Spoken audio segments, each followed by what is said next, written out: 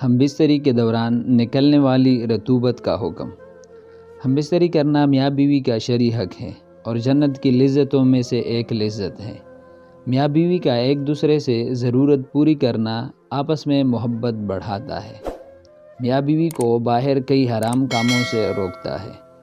اگر میاں بیوی آپس میں محبت کر رہے ہو اور پانی جیسی رطوبت لیسدار زیادہ مقدار میں نکل جائے تو کیا غسل فرض ہو جاتا ہے؟ میاں بیوی کا آپس میں صحبت کرتے وقت جو مادہ خارج ہوتا ہے وہ مزی ہے۔ مزی کی پہچان یہ ہے کہ مزی اس سفید پتلے لیسدار پانی کو کہتے ہیں جو بیوی سے دل لگی کرنے یا دخول کرنے سے پہلے بغیر شہوت کے زوجین کی مخصوص جگہ سے نکلے۔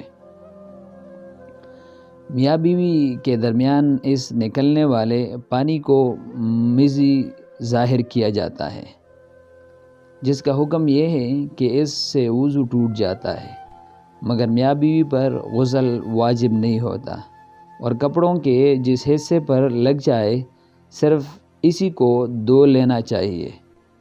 البتہ وہ رطوبت جس کے بعد شہوت ختم ہو کر طبیعت میں سستی آ جاتی ہے وہ منی ہے، اور اس کا یہ حکم ہے کہ غسل واجب ہو جاتا ہے۔